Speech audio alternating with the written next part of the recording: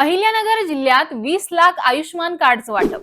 नमस्कार, मी प्रियंका। लेट्सअप मराठीमध्ये आपलं स्वागत। आपल्या घरात कुणीतरी गंभीर आजाराने त्रस्त आहे, मात्र त्याच्यावर उपचार करण्यासाठी तुमच्याकडे पैसे नाहीत, तर हा व्हिडिओ तुमच्यासाठी आहे। कारण केंद्र सरकारने तुमच्यासाठी आयुष्मान भारत योजना आणलेली आहे। गंभीर आजारांच्या उपचारासाठी लाखो रुपयांचा खर्च हा परवडत नसल्याने केंद्र सरकारने आयुष्मान भारत योजनेअंतर्गत अहिल्यानगर जिल्ह्यातील 20 लाख कुटुंबांना आयुष्मान कार्डचं वाटप केलंय। या योजनेअंतर्गत 5 लाख रुपयांपर्यंत मोफत उपचाराची सुविधा मिळणार आहे।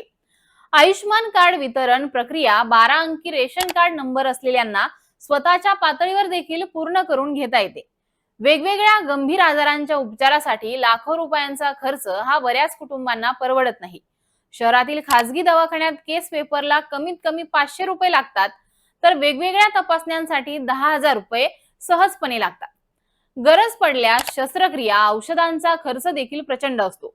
यासाठी गरीब, मध्यमवर्गीय संबंधित कुटुंबाला घर, शेत, दागिने विकून दवाखान्याचा खर्च हा भागवावा लागतो। अपघाती रुग्णांवर उपचार करण्यासाठी तर अनेक खासगी रुग्णालयांमध्ये पहिल्यांदा ऍडव्हान्स द्यावा लागतं, त्यानंतरच दवाखान्यात उपचाराला सुरुवात करतात। म्हणून शासनाने आयुष्मान योजनेअंतर्गत 5 लाखांपर्यंत खासगी आणि सरकारी दवाखान्यात मोफत उपचाराची ही योजना आणली आहे। आयुष्मान कार्ड देण्यासाठी सध्या डिजिटल प्रक्रिया देखील सुरू आहे।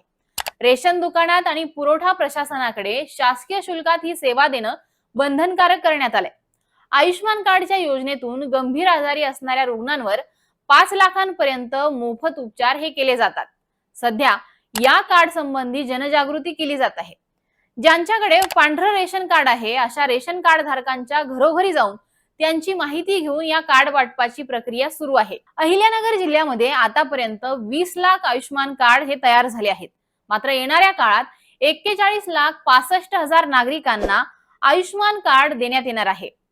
जर तुम्ही आयुष्मान कार्ड अजून काढलेलं नसेल तर लगेच काढून घ्या, कारण वेळ कोणावर कधी आणि कशी येईल हे कुणीच सांगू शकत नाही। ही माहिती तुम्हाला नेमकी कशी वाटली हे आम्हाला कमेंट करून सांगा आणि पाहत राहा लेट्सअप मराठी।